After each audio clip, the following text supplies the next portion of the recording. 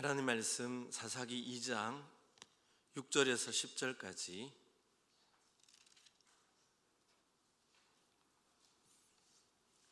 사사기 2장 6절에서 10절 말씀을 교독하겠습니다.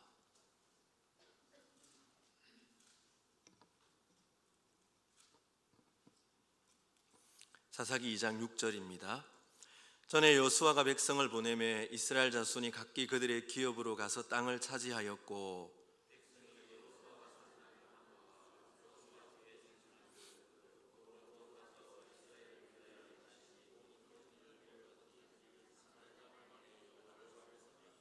여호와의 종 눈의 아들 여호수아가 110세에 죽음에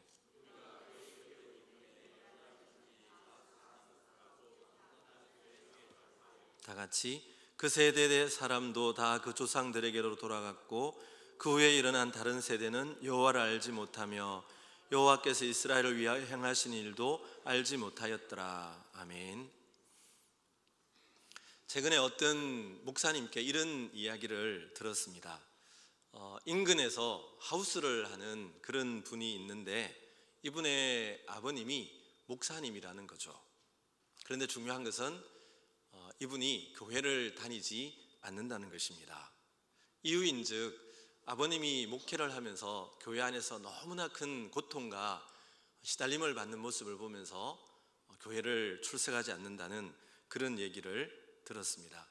이분의 마음속에 믿음이 남아 있는지는 모르겠지만 그 부모님이 특별히 목사님이 살아 계시다면 그 아들을 생각할 때마다 얼마나 가슴이 아프고 괴로울까 그런 생각이 들었던 적이 있었습니다. 안타깝게도 우리 주위에 이런 자녀들이 많이 있습니다. 부모님이 장로님이시고 권사님이시고 집사님이지만 정작 본인은 신앙생활을 하지 않고 있는 분들이 의외로 많습니다. 이스라엘 역사에도 이런 일들이 일어나게 되는데요. 여수아라는 인물은 한 시대를 구분짓는 분기점이라고 할 수가 있습니다. 여수아 24장에 보면 죽음을 앞둔 여수아가 이스라엘 백성들을 모아놓고 고별 설교를 합니다. 그 설교의 말미에 여수아는 이스라엘 백성들에게 너희가 섬길 자를 택하라 그렇게 도전하는 것을 보게 됩니다. 이에 이스라엘 백성들은 이구동성으로 맹세를 하죠. 우리가 결단코 여호와를 버리고 다른 신들을 섬기지 않겠습니다. 우리가 24장을 읽어보면 이스라엘 백성들은 3번씩이나 말씀만을 청종하겠다고 결연한 맹세를 합니다. 그리고 얼마 후에 여호수아는 110세의 죽음을 맞게 됩니다. 오늘 본문 말씀에는 여호수아가 죽고 난 다음 대조적인 두 세대의 얘기를 들려주고 있습니다. 7절에 보면 백성이 여호수아가 사는 날 동안과 여호수아 뒤에 생존한 장로들 곧 여호와께서 이스라엘을 위하여 행하신 모든 큰 일을 본 자들이 사는 날 동안에 여호와를 섬겼더라. 여호수아가 사는 날 동안 그리고 여호수아와 함께 하나님의 큰 일을 목격했던 장로들이 살아있는 동안에는 하나님을 섬겼다고 했습니다. 이런 세월은 대략 계산해 보면 50년 정도로 추정이 됩니다. 계산을 해볼까요? 여러분, 여호수아는 110세의 죽음을 맞습니다. 그러면 가나안 정복 전쟁을 끝낸 후 대략 30년 정도 생존해 있었고 30년 정도 이스라엘의 지도자가 되었던 것이죠. 그리고 여호수아가 죽고 여호수아와 함께 그 큰 일을 행했던 장로들이 생존한 기간, 그 기간은 대략 20년 정도로 잡을 수가 있습니다. 그러면 50년 동안 이스라엘 백성들은 가나안 땅에서 하나님을 잘 섬기고 하나님을 경외하는 삶을 살았던 것이죠. 문제는 그 다음에 일어납니다. 여호수아가 죽고 난 후 한 세대가 지나가고 어떤 일이 일어나게 됩니까? 10절 말씀을 보십시오.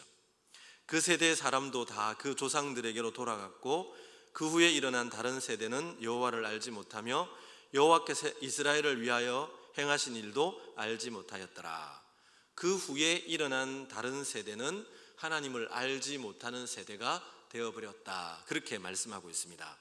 이 알지 못했다라는 단어는 하나님을 몰랐다라는 뜻이 아니고 하나님을 하나님으로 인정하지 않았다라는 뜻입니다. 하나님을 왕으로 또 그 인생의 주로 인정하고 섬기지 않았다, 이런 뜻입니다. 이어지는 12절 13절에 보면 여호와를 버리고라는 말씀이 나오는데, 여호와를 버리고라는 말씀이 이것을 분명하게 보여주고 있지요. 버리다는 말은 떠나다, 포기하다, 배반하다는 뜻인데요, 이것은 하나님을 알면서도 하나님을 떠나고 배반하였음을 여호와를 버리고라는 말씀을 통해 우리에게 분명하게 전달하고 있습니다. 이런 모습은 우리가 어디에서 또 발견을 하게 됩니까? 사무엘상 2장에 보면 엘리 제사장들의 아들들을 설명하면서 성경은 엘리의 아들들은 행실이 나빠 여호와를 알지 못하더라, 그렇게 말씀하고 있습니다. 엘리의 아들들이 여호와를 알지 못하더라. 여러분, 엘리는 제사장이죠. 그러면 그 엘리의 두 아들도 제사장입니다. 성전에서 하나님을 섬기고 하나님을 가르쳤던 사람들이 엘리의 두 아들들입니다. 그러므로 이스라엘 백성들 누구보다도 하나님에 관해서 많이 알았던 사람들이에요. 그런데 성경은 그들이 여호와를 알지 못하였다라고 말씀하고 있는 거죠. 무슨 뜻이겠습니까? 바로 그들의 마음 중심에 여호와 하나님이 없었다는 뜻입니다. 하나님을 알았지만 하나님을 하나님으로 인정하지 않고 하나님을 왕으로 인정하지 않았다는 그런 의미에서 여호와를 알지 못하더라, 이렇게 말씀하고 있는 것입니다. 오늘 본문에 나오는 세대도 마찬가지입니다. 그들은 하나님을 알았지만 진정으로 하나님을 알지는 못했습니다. 하나님을 섬기는 영적인 일에 무관심했습니다. 오늘 우리 가정에서 이런 일들이 혹 일어나고 있지는 않습니까? 성경책도 읽고 예배를 드리기도 하지만 하나님을 알지 못하였더라, 이런 평가를 받는다면 얼마나 가슴 아픈 일이겠습니까? 여러분, 이런 하나님을 알지 못하는 다른 세대의 그 결과가 무엇입니까? 어떻게 나타납니까? 2장과 3장에 나오는 이 다른 세대의 특징들을 한번 살펴볼까요? 2장 11절과 12절에 보면 이들은 우상을 숭배합니다. 바알들과 아세라, 이런 우상들, 가나안의 우상들을 섬기고 따라갑니다. 또 2장 17절에 보면 하나님이 보내신 사자의 말을 듣지 않습니다. 설교의 말씀을 듣지를 않는다는 거죠. 그리고 20절에 보면 열조와 세운 언약을 저버리고 말씀을 순종하지 않았다. 그리고 3장 6절에 보면 이방인들과 혼인을 합니다. 이렇듯 하나님을 알지 못하니까 이 시대의 사람들은 각자 자기 소견에 옳은 대로 행하는 영적인 암흑 시대를 만들어버리고 있는 것입니다. 여러분, 이런 비극의 원인이 어디에서 비롯된 것일까요? 여러 가지가 있겠지만 오늘 우리는 이 본문을 읽으면서 특별히 제목 그대로 신앙교육의 중요성을 보여주는 그런 본문으로 읽을 수가 있는 것입니다. 이들의 비극의 원인은 결국 신앙교육의 실패에서 발견할 수가 있습니다. 부모 세대가 다음 세대를 말씀으로, 믿음으로, 신앙으로 양육하지 못했다는 것이죠. 다음 세대의 신앙교육에 실패했기 때문에 불과 50년 만에 이런 영적 암흑기가 찾아왔음을 우리는 보게 되는 것입니다. 우리는 오늘 본문이 들려주는 교훈을 정말 가슴 깊이 새길 필요가 있습니다. 나는 믿음 생활을 잘했는데 나의 믿음이 자녀 세대에게로, 그리고 손자 손녀들의 세대에게로 전수되지 못한다면 그게 얼마나 가슴 아프고 안타까운 일이겠습니까?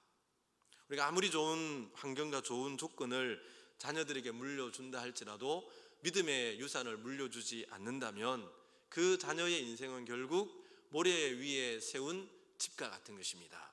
결국은 하나님 앞에서 무너지고 마는 헛되고 헛된 인생이 되고 만다는 거예요. 여러분, 가만히 생각해 보십시오.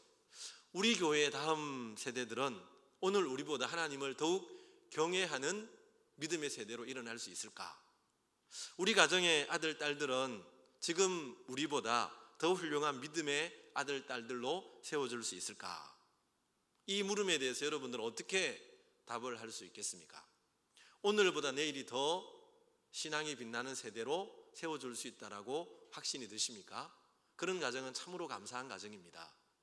혹 거기에 대해서 분명하게 그렇다라고 말할 수 없다면 여러분, 오늘부터라도 마음의 각오를 다지고 새롭게 신앙 훈련을 시작하셔야 됩니다.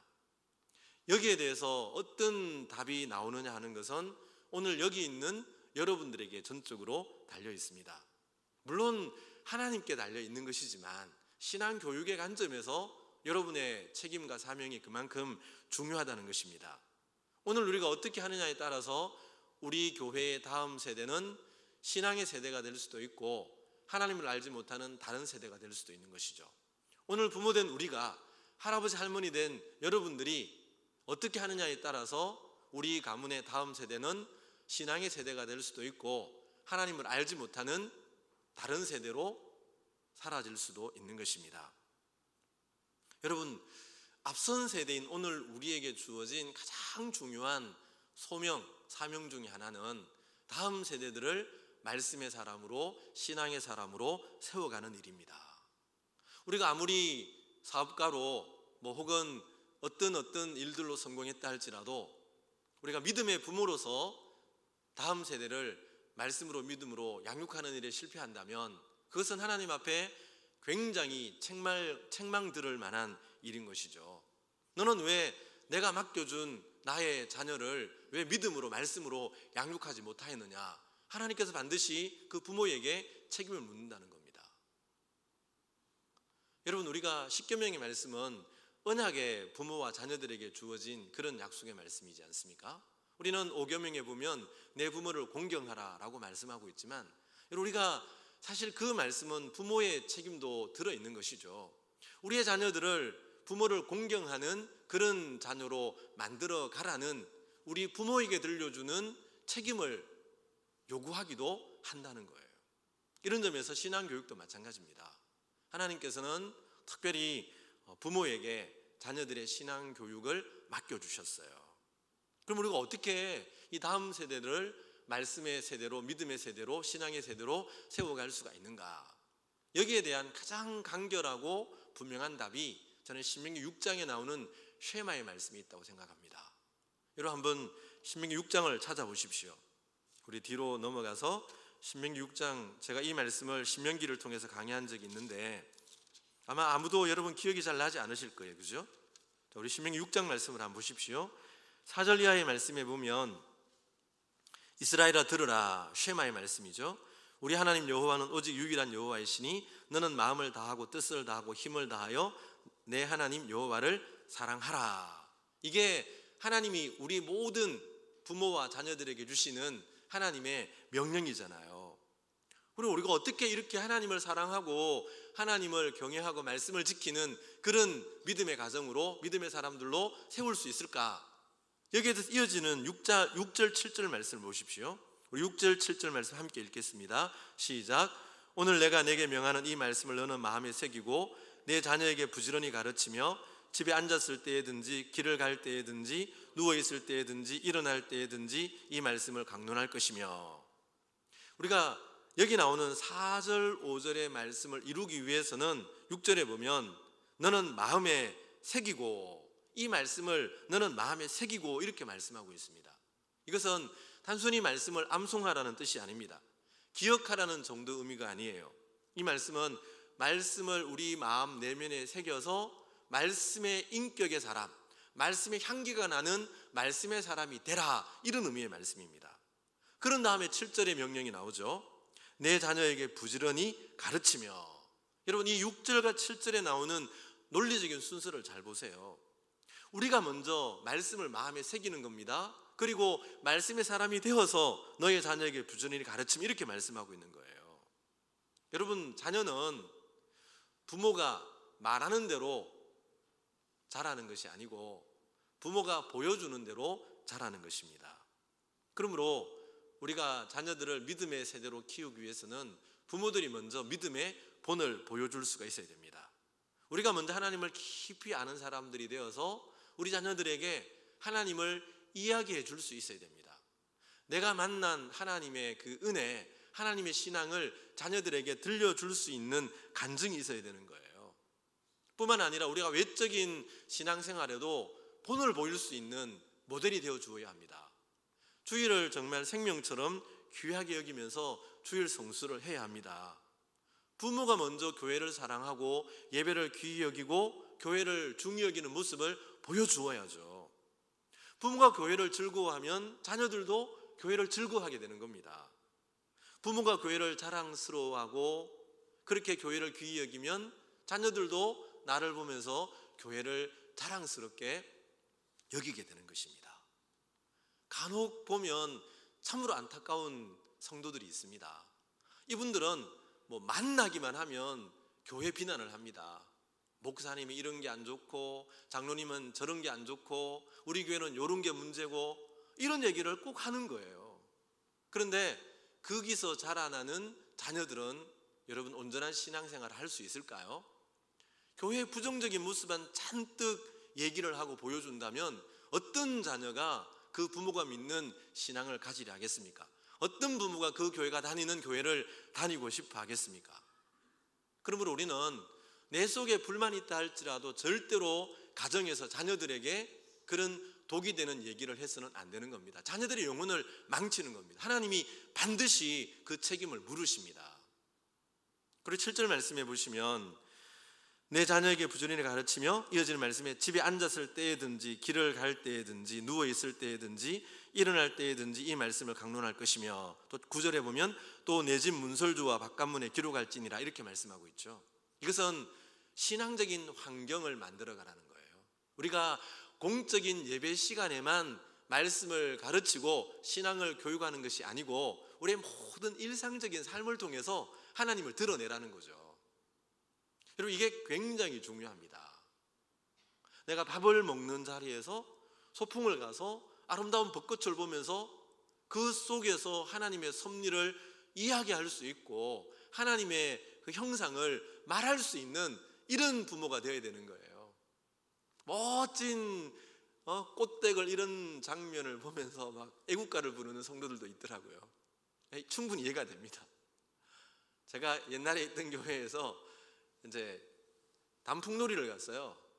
그 건찰들이. 근데 지리산을 쫙 돌아가는데 여러분 그 지리산의 단풍이 얼마나 장엄합니까? 근데 어떤 건찰이 애국가를 부르는 거예요. 거기서 왜 애국가가 나오는지는 모르겠어요.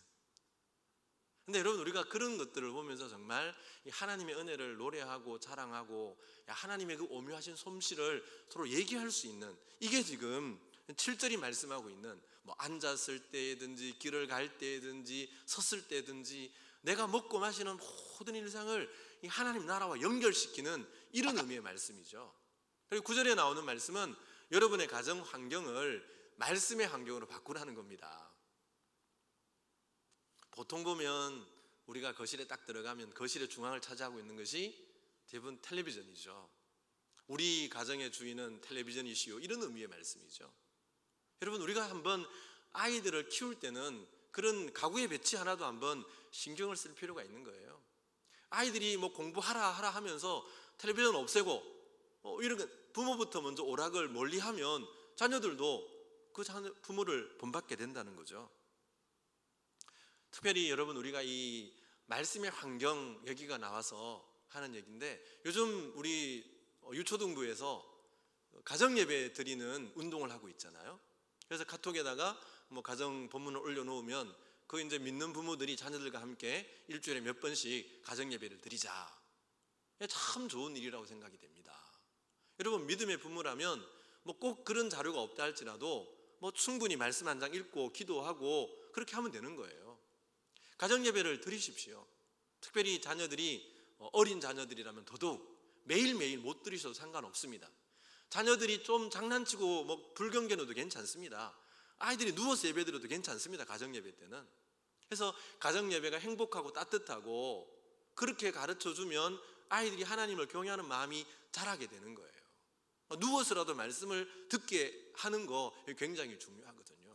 그리고 우리가 그런 얘기들을 통해서 하나님 얘기를 하고 그런 예배를 통해서 엄마가 아빠가 만난 하나님을 자녀들에게 얘기해 줄 수 있어야 되는 거예요. 그리고 그 아이들을 키울 때 있었던 하나님의 은혜를 끊임없이 들려주는 거예요. 네가 어릴 때 이런 일이 있었는데 하나님께서 정말 은혜로 너를 지켜주셔서 이런 얘기들을 끊임없이 자녀들의 마음에 심어주고 대화를 할 때 여러분 그런 공식적인 예배를 통해서만이 아니라 그런 소소한 가정 예배를 통해서 자녀들의 마음에 신앙이 물들어가게 되는 거죠. 여러분 지난 주일 오후 바이블캐 수료식에서 오신 목사님이 설교하시면서 잘 사는 법이 무엇이었습니까? 말씀을 듣고 읽고 공부하고 묵상하고 그 말씀을 지켜 행하는 거, 이게 우리가 가장 잘 사는 법이라고 말씀을 받았지 않습니까? 우리 자녀들이 잘 사는 법이 뭘까? 동일합니다. 우리 자녀들도 잘 사는 법이 말씀을 읽고 묵상하고 그것을 지키는 삶을 살아가는 거, 이게 우리 자녀들이 정말 잘 살게 되는 비결이잖아요. 우리가 자녀를 키우면서 대부분의 자녀들은, 부모님들은 최소한 자녀들이 2-3개 정도 학원을 보내지 않습니까? 저는 그게 나쁘다고 생각하지 않습니다. 여건이 되면 영어 수학 날개 달아주는 거 굉장히 중요하죠. 그거를 막 비난하는 사람도 있는데 참 어리석은 부모예요. 가능하면 그런 거 달아주면 좋죠. 그런데 여러분, 근본을 잃지 말자는 거예요. 우리 근본이 뭐예요? 하나님을 경외하는 신앙을 그 마음에 먼저 새겨야 되잖아요. 여러분, 지금 출생한 학생들은 점점 줄어드는데 얼마 전 신문에 보니까 우리나라 사교육비는 전혀 줄어들지 않는데요. 아니, 학생들이 줄어들면 사교육비도 줄어들어야 정상인데 학생 수는 줄어드는데 사교육비는 오히려 늘어나고 있대요. 제가 묻고 싶은 거는 이거예요. 그러면 우리가 자녀들의 마음속에 말씀을 심어주기 위해서 일주일에 몇 분 정도, 몇 시간 정도 노력하느냐, 이걸 묻고 싶은 거예요. 제가 영어 학원, 수학 학원 보내는 걸 나무라는 것이 아니라, 그렇게 영어 수학 학원 한번 빠지는 것은 정말 아이들을 야단치면서 말씀을 읽지 않는 것에 대해서는, 부모가 가정예배를 드리지 않는 것에 대해서는 얼마나 철저하게 좀 돌아보고 중요시 여기느냐, 이걸 묻고 있는 거예요. 이걸 하지 않으면서 과외만 하는 것, 여러분, 이것은 어떤 면에서 아이를 굉장히 현명한 악마로 만드는 일일 수도 있는 거예요. 요즘 여러분 보십시오. 최순실 스캔들로 일컬어지는 줄줄이 법정 구속되는 사람들, 여러분 부모들이 정말 보내고 싶은 서울대 법대 출신들이에요. 연고대 출신들이에요. 그게 지방대 나온 사람 없어요. 그런데 다 불의의 길을 가다가 결국 다 구속되고 법의 심판을 받고 있잖아요. 우리가 자녀를 어떻게 키울 것인가 정말 분명하게 보여주는 그림들 아닙니까? 그런 그림들을 보면서도 무조건 좋은 대학 출세하는 거, 이건 아니라는 거죠. 정말 여호와를 경외하는 신앙의 바탕 위에 우리가 영어 수학의 날개를 달아주고 그 아이들이 꿈을 펼칠 수 있도록 그렇게 인도해주는 그런 말씀의 훈련이 우리는 정말 필요하다는 거예요. 여러분, 우리는 모든 부모가 정말 우리 자녀들이 지혜롭고 명철하고 행복하게 살기를 바라잖아요. 그렇지 않은 부모는 한 사람도 없습니다. 그런데 정말 우리 자녀를 지혜롭고 명철하게 만드는 비결이 뭘까요? 영어 단어 많이 외우면 명철할까요? 수학 공식 많이 외우면 명철해질까요?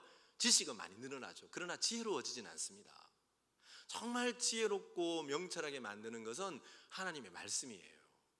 여러분, 시편 119편을 쭉 묵상해 보세요. 모든 절마다 말씀과 관련된 그런 단어들이 나오잖아요. 이게 말씀에 대한 묵상이 정말 시편 119편에 줄줄이 나옵니다. 여러분, 근데 거기 보면 시편 119편 97절에서 100절 말씀에 보면 이런 말씀이 나와요. 내가 주의 법을 어찌 그리 사랑하는지요, 내가 그것을 종일 작은 소리로 읊조리나이다. 주의 계명들이 항상 나와 함께하므로 그것들이 나를 원수보다 지혜롭게 하나이다. 내가 주의 증거들을 늘 읊조림으로 나의 명철함이 나의 모든 스승보다 나으며 주의 법도들을 지킴으로 나의 명철함이 노인보다 나으니이다. 여기 말씀에 보면 말씀을 즐겨 읽고 묵상하는 사람이 지혜와 명철함이 탁월하게 되는데 3가지 부분에서 그렇게 된다고 해요. 첫째가 뭐냐면 원수보다 지혜롭게 된다. 원수보다 지혜로우면 내가, 여러분 어떻습니까? 원수와 싸울 때 승리하게 되죠. 또 자기를 가르치는 스승보다 더 지혜롭게 된다. 청출어람의 지혜를 갖게 된다는 거예요. 또 인생의 산전수전을 다 겪은 노인들보다 명철하게 된다.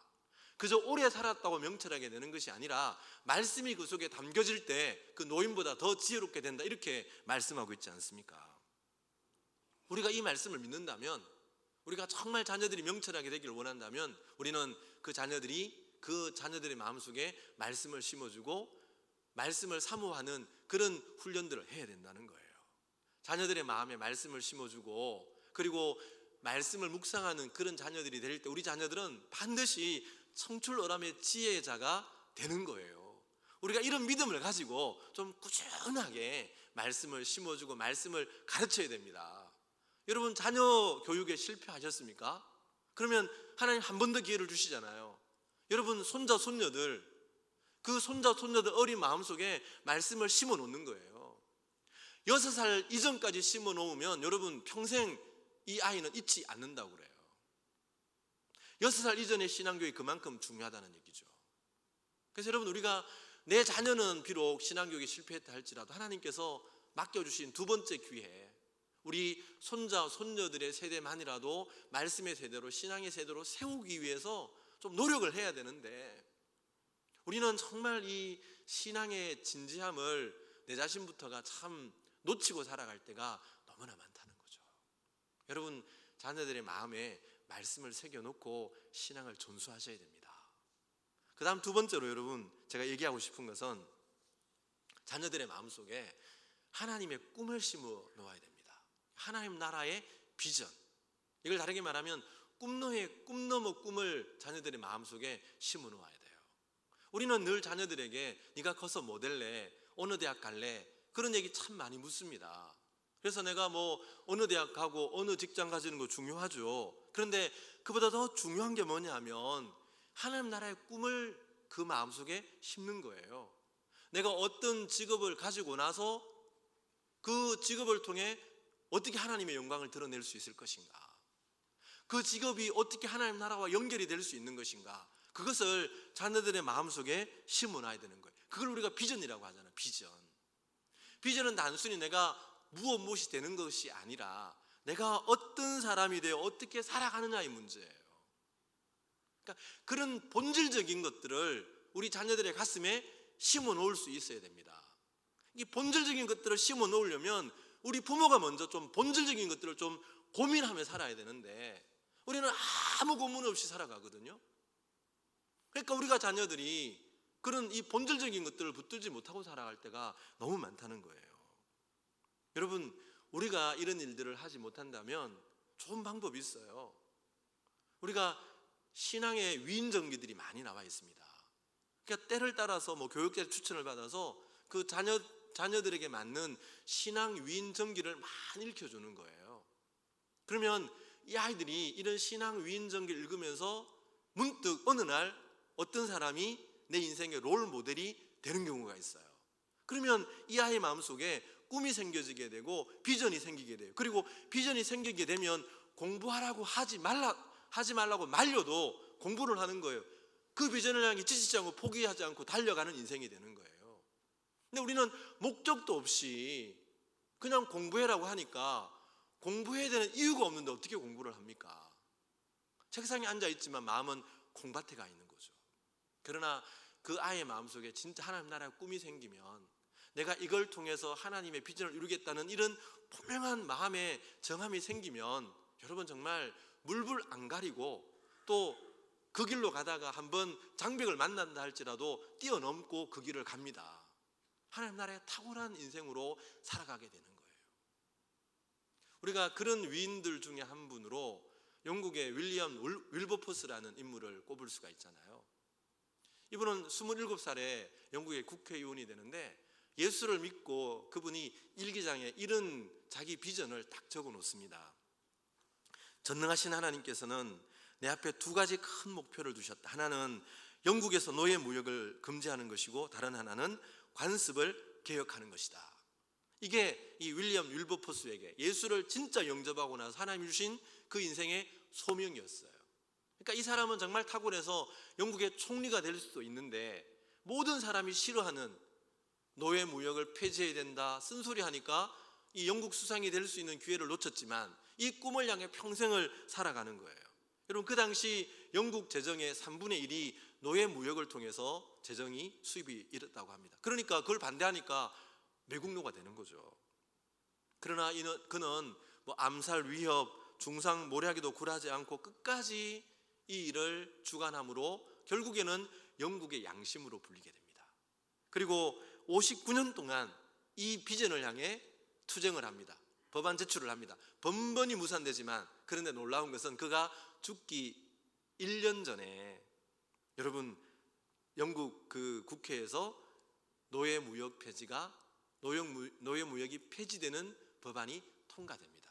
그 법안이 통과되는 것을 보고 하나님 나라에 안기게 되는 거예요. 그를 통해서 수많은 영국 국회의원들이 복음적인 그리스도인으로 거듭나게 됩니다. 그의 삶을 움직였던 것은 하나님께서 그의 마음에 심어 놓으신 비전이었어요.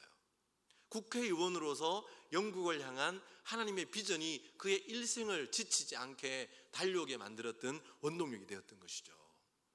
우리 자녀들의 마음속에 좀 이런 꿈을 심어줘야 됩니다.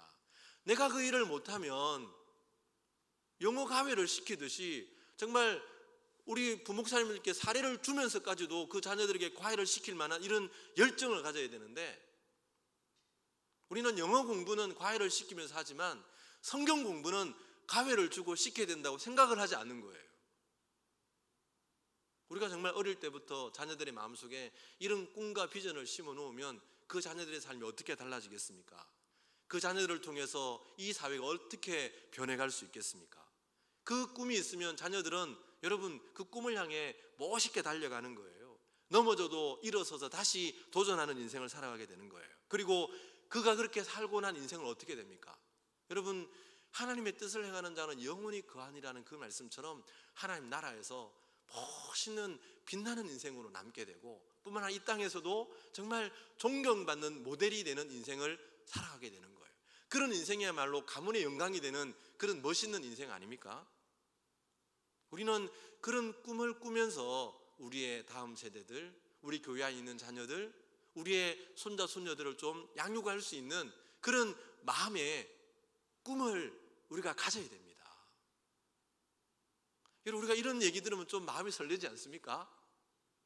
좀 감동이 되어서 그래, 내가 한번 집에 가서 실천해 봐야지, 이런 뭐 감동이 돼야 되는데, 에휴, 이제는 뭐 벌써 내게는 소망이 없어, 이렇게 막 포기부터 하는 분들이 있을지도 몰라요. 여러분, 아닙니다. 늦었다고 생각하는 순간이 가장 빠른 시간이고요, 내일보다는 오늘이 하루 빠른 시간이에요. 오늘부터 적용하고 실천하면 됩니다. 우리가 부모 세대로서 자녀에게 줄 수 있는 최고의 선물이 무엇일까요? 바로 하나님을 믿는 믿음을 물려주는 것, 임마누엘의 신앙을 물려주는 것, 하나님이 그들의 왕이 되게 하는 것, 이것이야말로 최고의 선물이에요. 사무엘상 2장 30절에 보면 나를 존중히 여기는 자를 하나님께서 존중히 여기리라 말씀하고 있잖아요. 잠언 4장 8절에 보면 그를 높이라, 그리하면 그가 너를 높이 들리라, 만일 그를 품으면 그가 너를 영화롭게 하리라, 그렇게 말씀합니다. 하나님을 경외하는 사람, 하나님을 높이는 사람을 하나님께서도 존중히 여겨주시고 높이 들어주시고 영화롭게 하신다라고 말씀하고 있는 거예요. 그러므로 하나님을 경외하는 인생, 하나님을 존중히 여기는 인생, 하나님을 어떤 상황 속에서도 변치 않고 사랑하는 그런 인생, 그런 믿음을 물려주는 부모야말로 자녀들에게 최고의 유산을 물려주는 부모가 되는 것이죠.